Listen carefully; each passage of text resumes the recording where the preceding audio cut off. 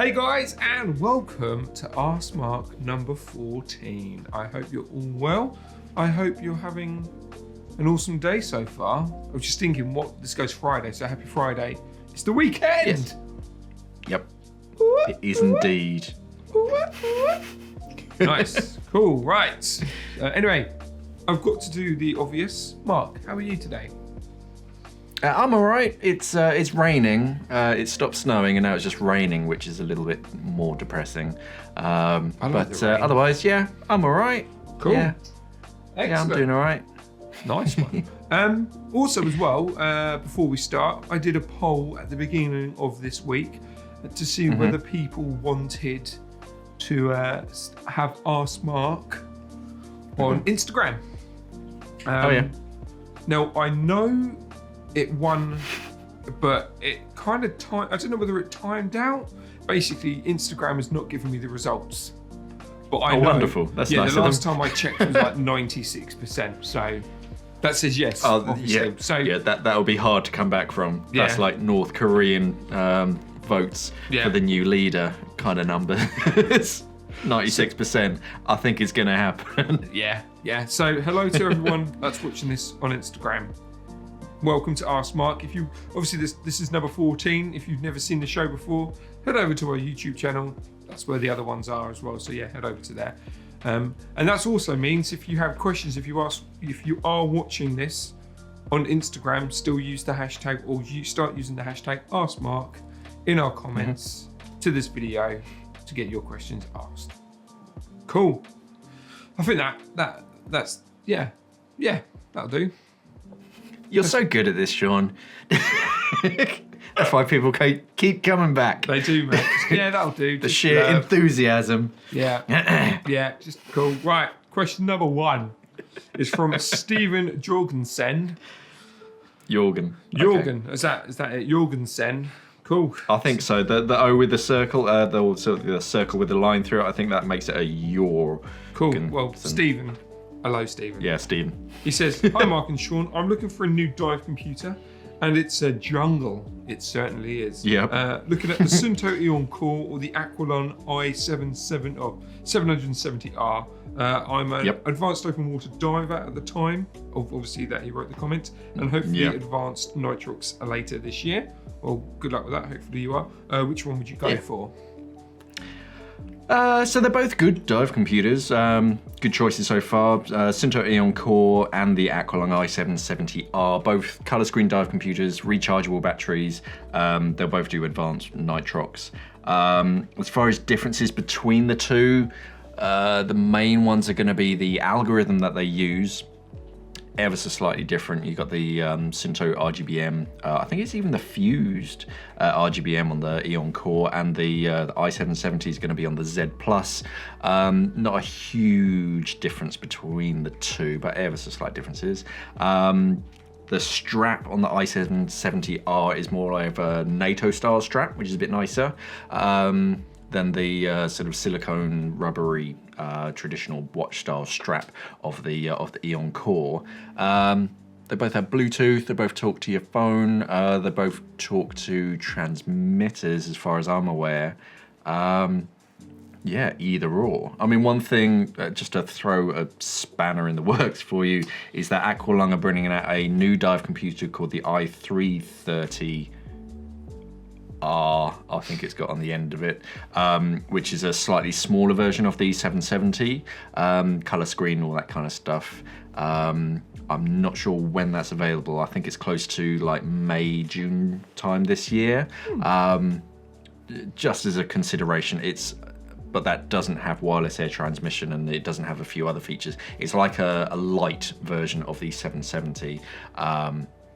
But between the two, I'd go for the Aqualung, but I'd be perfectly happy with the Eon Core, so either or, you'll be fine.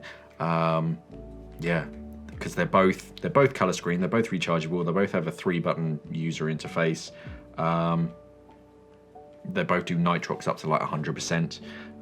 So yeah, and they both do multiple mixes. So yeah, I think you'll be happy with either of them. Personally, I do like Aqualung, but Sunto, you do get a bit more. You do get a choice of the like more graphical, the circular screen if you want to. You can have like pure numbers, but you can have the dials on it, which is quite funky. But yeah, either you won't be disappointed with either, so I wouldn't worry too much. Cool.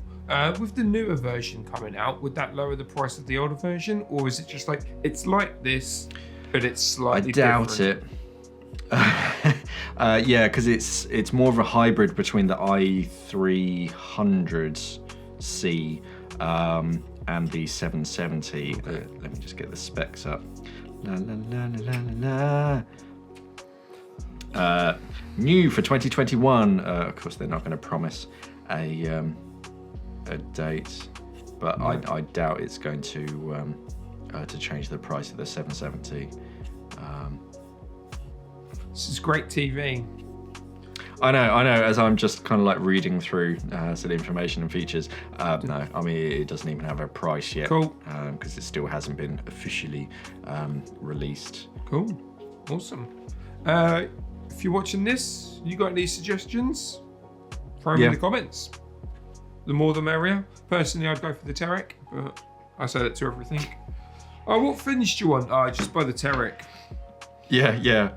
Hi, I just need some directions. Oh, just buy a Shearwater Terek. Yeah, buy a Shearwater Terek. That'll help you out. Cool, right. It's got a compass on it. Yeah, baby. So the next question is from channel regular, Sean Glenn. What is wrong with me today? Sean Glendenning. Yeah, it says, hi Mark and Sean. Great to see the new Apex range. It is. Just wanted to ask, I'm looking for a new reel to do both Recline and DSMB. Do you think the new Apex reels can do both of these tasks? Many thanks. Yeah, so there's two. So there's this guy behind me, which is the guide. So that's what you really want for like overhead environments, like sort of caves and wrecks. And then you have Ascent, which is this guy here, which is a ratchet reel. This is more for your DSMBs. You could use it in a pinch to lay guidelines. Yeah, the only thing is that you have to continually hold down that little tab to release the ratchet mechanism to pay out line, and winding it back in, you'll just bug everyone because you'll be... Yeah, that's not annoying. But the line is exactly the same, and the line is quite fancy. It's the same on both reels, so it's like a 2mm line, and Apex basically went to everybody who's in the business of making really thin rope, and yeah, they basically tested the heck out of them, abrasion tests and all that kind of stuff, and sort of sheer force tests to see sort of which was the best, and this is what they ended up with. Bright orange, so it's really easy to see, and yeah, it's got all the features that you really want on it. So yeah, I'd be happy sort of using it. It's not really what the Ascent is made for laying guidelines, but it'll do it. Yeah, you get a 30 and a 60 meter option of this. I think this is the 60 because of its size. So yeah, you can get pretty far into a wreck with one of these. And because the handle is very adjustable, this section of it, the main like grab handle, you can rotate it around, you can flip it upside down, you can do whatever you want with it. It's ambidextrous as well, so you can move that little sort of thumb toggle to the other side, so you can use it with your right hand or with your left hand. Yeah, that would be quite practical. So yeah, if you want something for DSMBs and laying guidelines, yeah, you can do a lot worse than the Lifeline Ascent. Cool. Hopefully that helps you out. Staying on the subject of Apex, so this one's... So I've picked this question specifically, but this type of question, ever since Apex did the launch, 2 weeks ago, or last week, or whatever it was. Yeah, February 10th. Yeah, we've uploaded obviously several reviews and stuff like that. So many people have asked this question or a very similar question. But yeah, this next question is from Emma H89. But yeah, it's basically, all those questions basically are the same as this one here. So it says, honest opinion, is the new Apex gear too overpriced? Particularly the torches and reels. They are expensive, but I think it's hard to classify them as overpriced or just expensive because they put a lot of engineering into it. So yes, they are expensive, but they're made for like the real top end diver. So yeah, it is expensive equipment. So yeah, it is expensive. Is it overpriced?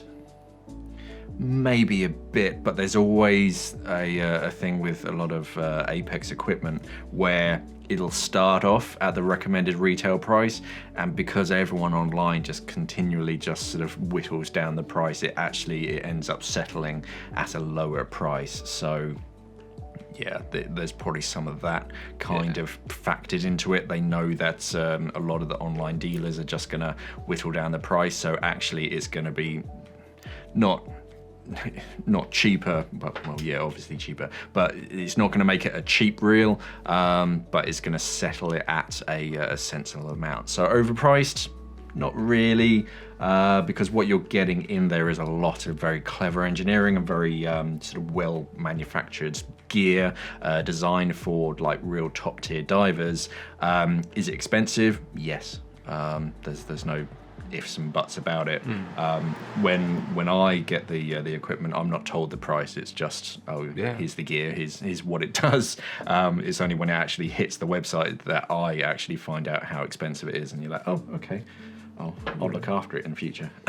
Yeah, I think the problem there is, especially with online, and how things, you go online, you expect a discount, but the problem is that this is all new gear, so legally they have to have sold these products at full RRP to say that is the RRP, so then they can reduce it further down the line. I think it's 28 days or 31 days. These products have to be at the top end. Yeah. And then that's when they can start applying the discount. So like you were saying, that will happen. They will go cheaper. But I think because it's a new range, and I think it is legality, they have to have it at full RRP at the moment because this is the fresh launch. Now, what most retailers do, like back in the day when I worked for certain other retailers, what they do is they look at one of their stores that's in the middle of nowhere, that basically makes no sales, and then they have that one select store that gets new gear in, that sells it at RRP. They sell it at RRP and they get the products a month before any other store. So then when the big drop, the main drop happens of new equipment, they can discount it.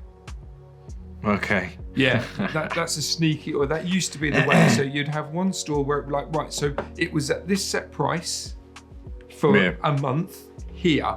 So because it was there for a month at this set price, that's the RRP. So then we can sell it like that. But then now it's a month beyond, we can drop it. So we can go, it was this price, is now this price.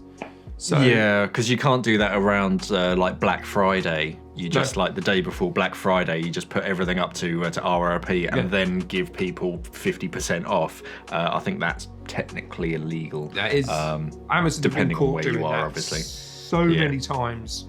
They've probably still got lawsuits on where they've upped the price, and then 2 days later, it's the same price as it was, or it's like 5 pence cheaper than what it was originally. But it's in the the weekly Prime deal or whatever discount. Yeah. So. But yeah, to sum up, basically, it's like it is expensive equipment. Is it overpriced? I wouldn't say so. It is well constructed. It does have fantastic features and specifications, but it is expensive equipment. Yeah. Some of the stuff is overpriced. But the reels and the spools, no, I think they're kind of okay, to be honest. Yeah, well, just watching your reviews and stuff that obviously no one else has seen yet because I'm editing them as we record. But yeah, the design work, obviously we met the design team when we went up there, a year ago. So yeah, what they put in there, you do get your bang for your buck. But yeah, I think it is. It's just that time where, because they're new, give it a month or so, and they probably will be cheaper. Yes. I think that's just the way of the world. Okay, hopefully that answers everyone's questions. Obviously, I know that was Emma's specific question, but we've got a ton of questions all over social media going, is it really worth the money? Is it really worth the money? So hopefully that helps you out. And if you know anything else, any other reasons why the prices go up, or for RRP, if you know something different than what I've said, then let us know in the comments below. So the next question, sorry, were you going to say something?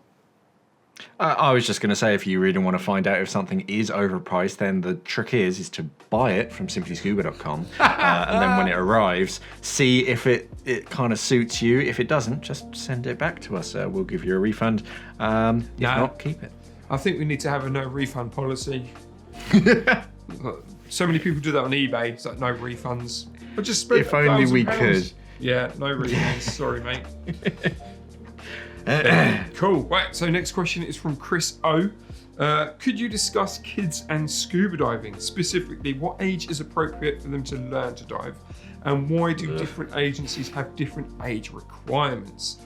Are there physiological... I didn't say that word right.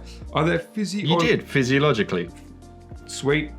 Differences between adults and children that alters the risk? Thanks for the insight. So kids and diving, Mark. Yeah, this is a huge question. I could probably do a deep dive on this, to be honest. You need to answer it in one sentence. Right, this might have a lot of commas in it. So yeah, kids with scuba diving. The main thing is that we don't really know. So most of our diving tables are based on Navy dive tables from like the 50s and 60s and whatnot. And that's because they literally put Navy men and women in hyperbaric chambers, and they just blew them down to different depths and basically saw what happens. And then the recreational dive tables, the RDPs and whatnot, they came from the Navy dive tables. They were just made a little bit softer for just average Joe divers. But with kids, we can't really put kids in that kind of testing arena. It's the same reason why they still just give a blanket no to diving whilst pregnant, because they don't really know what happens, and they're not going to be the first to physically test it on test subjects. So there's a lot of and kids, it's hard to compare one 10-year-old to another 10-year-old because ultimately there are 10-year-olds who can take on all of this information, and they can responsibly understand exactly what's happening and what's going on inside of their body. There are some that are physically capable of doing all the different things. There are some that aren't. It's very hard just to say, oh right, boom, you're 10 years old, now you can learn to scuba dive.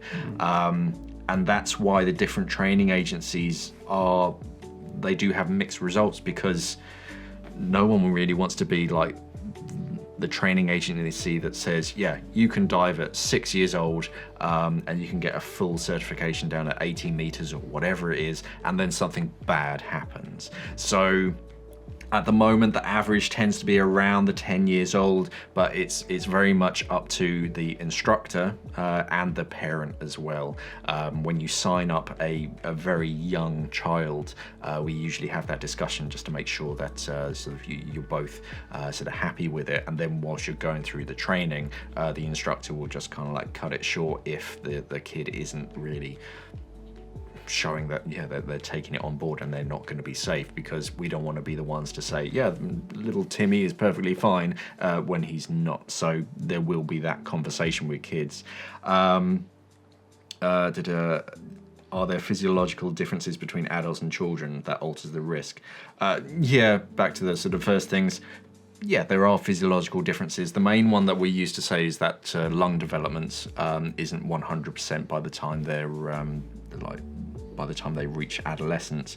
So there's a lot of ifs and maybes, and when it really boils down to it, your kid is if you're buddied up with a 12-year-old kid, if you were in trouble, could they legitimately get you out of that trouble? And that's where it really does sort of come into its own, and you do need to sort of have that consideration and that internal conversation. But it's very much a child by child basis. You can't just say, yeah, all 10-year-olds, yeah, they're all perfectly fine. It's a requirement for like Paddy Junior. I think you can do Bubble Maker at 8 and then Junior Open Water at 10. But yeah, it's not all 10-year-olds, not all 8-year-olds are all the same. It's very much you have to make that decision, and there's a huge debate on it at the moment. I think I was writing a blog about it years and years ago, and yeah, you'll read one thing online, you go, oh, okay, well, yeah, let's go down that route, and then you'd read another opposing blog on a different website, and you're like, oh, but yeah, that makes sense as well. So yeah, there's a lot of backwards and forwards. I'll see if I can do more research, but yeah, at the moment there's a lot of question marks because yeah, we can't do this kind of testing on children. We don't do that anymore. So yeah, it's a very grey area, and it's always best just to err on the side of caution. Mm-hmm.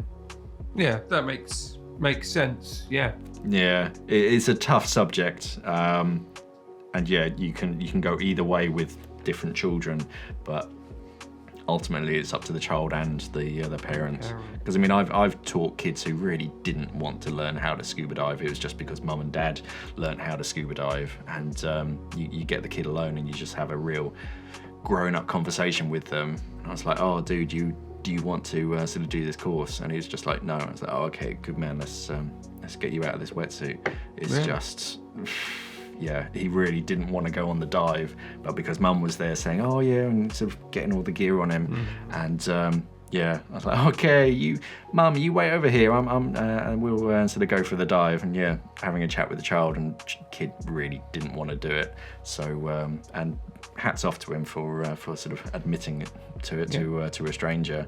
I just said, oh no, come on then. This I can't remember what, I blamed it on myself or something. You still charged him, so it's all right. Yeah, that equipment rental fee as well. Money. Cool. Nah. Yeah, so yeah, that does sound like a subject maybe for a deep dive down the line. Yeah, I'll look into that, see if I can do a video on that cool. In particular. Cool. Excellent. Again, if you're a parent and your child has gone diving, what sort of conversations and what did you have with your child and with the instructor? Let us know in the comments below. It'd be really good insight on how that side of the business works. The next question is from Marcos Costello. He says, hi. Hey, Marcos. My question is if recreational divers should own their own tanks, as many tech divers do. It depends how much you're going to use it. You have to kind of weigh up the tank rental fees against the buying of the tank, the monthly, not monthly, sort of either yearly or bi-yearly, depending on where you are, service costs and any sort of air fills and whatnot. The main reason why sort of tech divers do it is because if they're using complex sort of gas mixes and whatnot, then yeah, it actually just makes far more fiscal sense. And if they're diving it a lot, makes more sense just to own their own tanks because they know they're in good condition, they're marked up all properly, and they know exactly the life history of that tank. Whereas if you're renting it, yeah, you got to pay so much every day. You still have to pay for the air fills, but yeah, there are benefits to not owning a tank because yeah, you're not responsible for getting it serviced every so often. You don't have to sort of transport it backwards and forwards. You don't have to store it, yeah, you don't have to pay for it sort of outright. So yeah, there are benefits to sort of both sides, but ideally it's very much up to how much you are going to use this tank. If you're going to be diving quite often, then yeah, it makes sense to have your own tanks. If you're not, then no, just rent. whenever I travel abroad, I don't bring my own tanks. There's no sense in traveling a tank abroad. Don't you travel with your just a hose, don't you? You just got your garden hose that you use. Just a really long hose. And then you get a little infinite air supply. Yeah, you get Dave at the other end, just sticks his thumb over the end. If only that's how physics worked. It does. Or physiology, I suppose. I've done the test for scuba diving, the physics test, so I know. Shout out to a future video, and also... I was going to say, no one's going to know what you're talking about, because that hasn't happened yet. And I didn't do that test either. So there was 2 bluffs right there. You don't know what I'm talking about, and I hadn't even done it, so... Moving swiftly on. I can never say this dude's name. Is it Suez?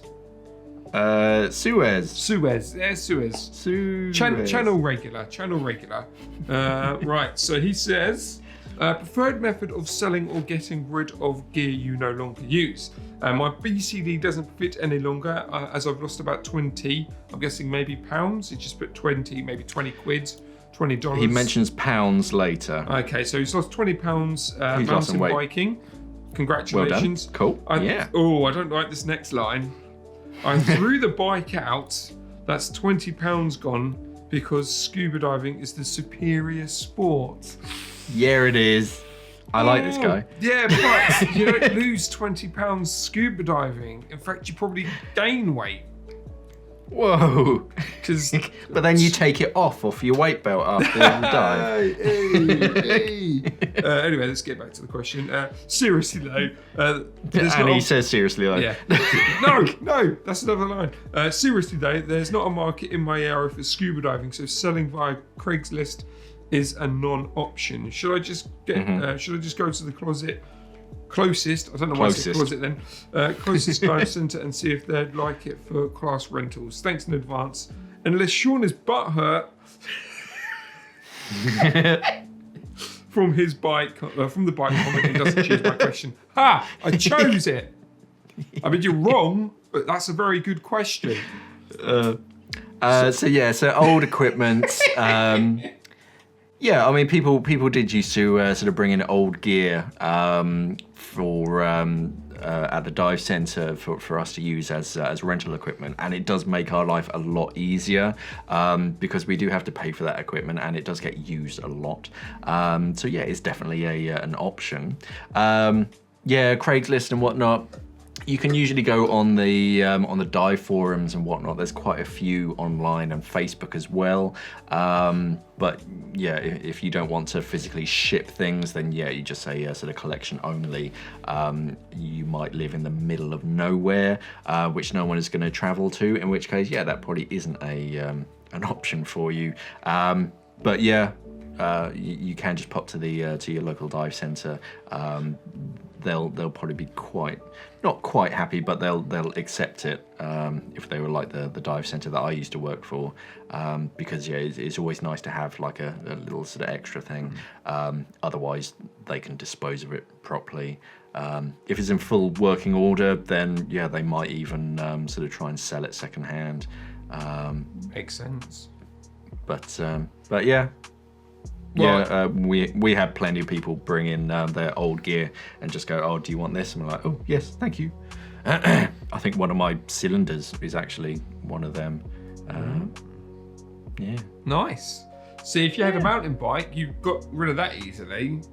So that just tells you something, doesn't it? Or what you could do, if you can't find anywhere, your dive centres don't want it, just burn it. Whatever it is, just set it on fire. Don't burn things. Yeah, just burn it. We'll chuck it in the ocean. Mate, it's a reef. It's an artificial reef. No, don't do that. No. Do not do that. Cool. Comment on this video. See where you are. Obviously, don't put out your address, Mr. Wes. But there might be someone in the comments that lives near you that might want your gear. Yeah. We have a very good community here on YouTube. So yeah, if anyone's in need for some gear, we might be able to help you out. Yeah. Cool. Right, next question is from Marcos again. Castillo. God. As a scuba instructor, do you use different equipment when you train students or yourself? in the pool versus when you go to open water or on open water dives, as chlorine can degrade scuba equipment more quickly. Also, can you give advice on cleaning equipment when you use it in the pool? Thanks. Keep up with the channel. Burn it, just burn it. That's fine. There are some things that only fire can fix. Exactly. No, chlorine. Yeah, so we used to have pool equipment and then open water equipment because the pool that I used to teach in, it was a dedicated pool, and Sean's been there.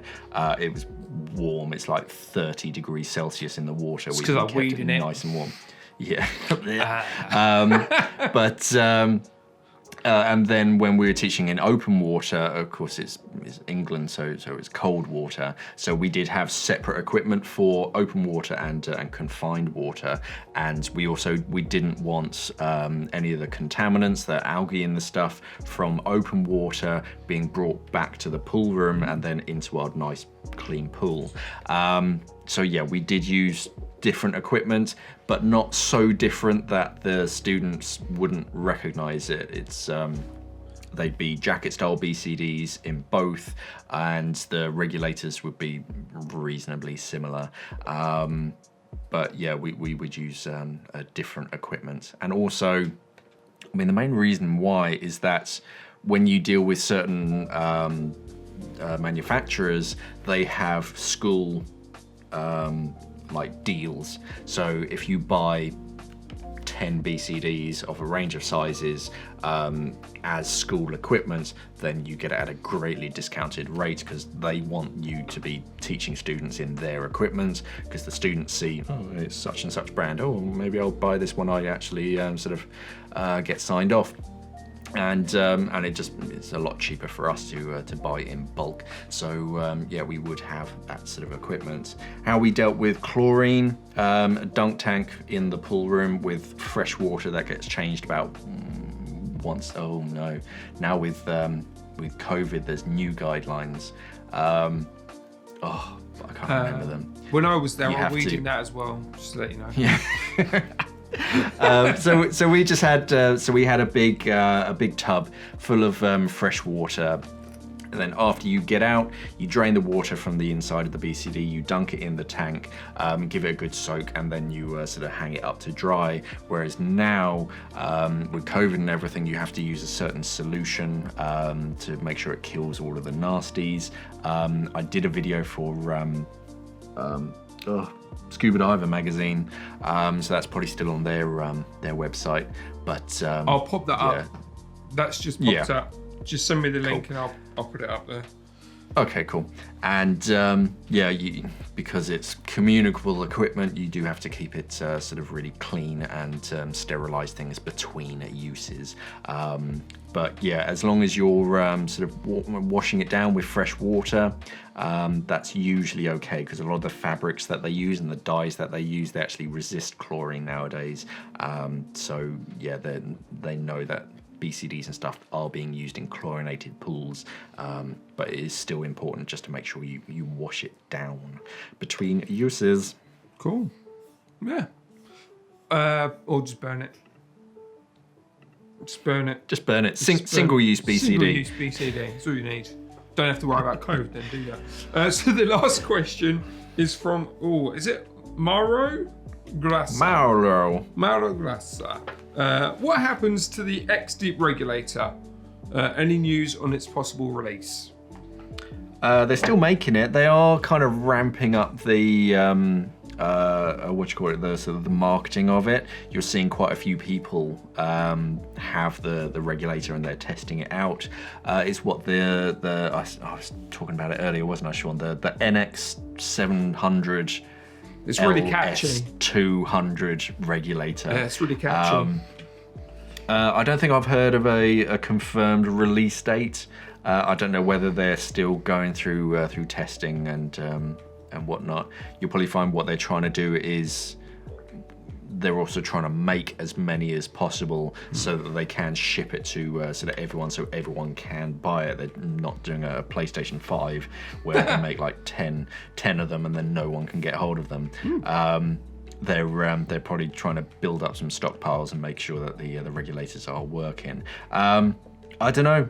I haven't heard even a rumor of a release date, to be honest. I remember Struth, July, August time last year. I saw that they started to start pushing the regulator again, and then they named it a little bit later. So I was expecting it to happen like sort of September, October time last year.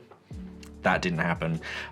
Maybe they were hoping to do a big sort of release at DEMA or something, but when DEMA never really happened, or it was only a digital event, they said, "Oh no, maybe we'll wait a little bit," because you'll probably find that the pandemic is just slowing down sales for everyone. So they're like, "Oh, we don't really want to release it now because no one will go out diving, so no one will use it." So maybe they are just holding out a little bit, but. It looked like a smart piece of kit. I don't think I've seen it in the flesh. I might have seen it at a prototype of it at a dive show years and years ago, but I don't think I've seen the new sort of final version. It's got a clever system where you can rotate the turret, but it's like fixed at the same time. It's pink as well. It's white. No, it's pink now. They've changed it. And it uses Wi-Fi air. It's not even wireless air, it's air that runs through Wi-Fi. Just really high pressure air just shot in one particular direction directly into your second stage. Yep. That's clever, man. That's clever. It's going to do that. If you don't line it up right, you're in trouble. Yeah, Mares did that, Stu, 4 years ago or something for... April Fool's Day, the wireless second stage. I was going to say it would be like they'll release the regulator, but it'll be on April the 1st and no one will believe it. No, it's here, really, buy it. No, I don't think so, XD. No, we've fallen for that before. Yeah. Cool. Yeah. So I guess when there is news on it though, I guess we'll let you guys know. Yeah. As soon as we hear anything about a release date, we will let you know. But I haven't heard any official release dates. Why don't we do you do a DSN and see if we can spark it up? No. Maybe you could do a DSN and go on, what's happened to the regulator? And then XD might be like, oh, okay, we'll let you know. Here's a sample. We'll send you a free one, Mark. Yeah, because I can go scuba diving at the moment. Yeah, in your bath. It's fine. Just fill up your dungeon in your garden, your basement. Yeah. Oh, people don't know about that. Hush. Okay, sorry. Right, that's it. There's no more questions. Sadly, there's no bonus question this week. Sorry. I just didn't find a good enough, funny enough one for a Q&A. You couldn't be bothered, could you? Yeah, I was like, you know what? That'll do. Copy paste. Job's a good one. Of course, if you have your own questions, don't forget to add the hashtag askmark to your question so we can find it and add it to the show. On YouTube as well as on Instagram. I don't think we can search for hashtags on Instagram, but can we not? Okay. Well, you can add hashtags. Yeah, you can't search for them. I don't think. But if you do add the hashtag in your question, it kind of stands out. So I guess we'll find it that way. We'll find out. We'll find out if people start asking questions on Instagram. But yeah, that's the end of the show. So just get your questions in using that hashtag. Obviously, it's on Instagram. You can watch it on YouTube, and of course, it is a podcast as well. So you can have us talking in your sweet ear. A bit of MSR. Hello, stuff like that. You know, you might like that if you're listening to this right now. And again, if you do listen to us as a podcast, please rate us. Please follow us. The more information we can get about who actually listens to us, because it really is the wild, wild west, isn't it, Mark, the podcast? Yeah, a bit. Yeah. The only thing, if you can, Spotify is the best platform that gives you the best, other than kind of the core where we get our main feed from. They're pretty good, but again, that's generic. Spotify seemed to be the best one that actually gives you proper analytics on who's watching, when they're watching, how they're watching, and that sort of thing. But yeah, that's it. Is there anything you want to say, Mark? No, I'm just going through X-Deep's Facebook page. They did a post like 3 years ago talking about the new regulator, and everyone's like, oh, how much is it going to be? And they're like, oh, we'll tell you when it's released, wink wink. And yeah, that comment was like 3 years ago. So yeah, just get comfy. Do you reckon whoever put that comment on there, like every day, the guy on their face would be like, come on, just want to know. Don't pre-order it yet. Don't just rule of thumb really in anything, especially in games. Just don't pre-order. Yeah, don't pre-order. Just wait till it's out. And also, don't buy it first hand. Wait a couple of months. Wait till it's been tested first, maybe. You don't want to do a cyberpunk. Yeah, but regulators do go a fair amount of testing before. No, they don't. They're literally like I see them. They 3D print them. They're like, that'll do. Stick it out. Throw all the bits in a box and just shake it until it stops. There you go. Give it to the customer. Of course, there's a lot of testing that goes behind it. I mean, what's really bad is all the dive computers. They run on Windows 95. Windows Vista, mate. Oh. Anyway, let's end the show, Mark. Yeah, that's it today. As Sean said, remember to use the hashtag askmark. If you do have any questions about anything, let us know down in the comments below. If there are any videos that you particularly want to see, yeah, pop them down in the comments below. If you have any sort of corrections or any views on what you've heard today, yeah, by all means, let us know down in the comments below and we'll address them next week. Thank you for watching, everybody, and of course, safe diving. Stay classy, scuba divers.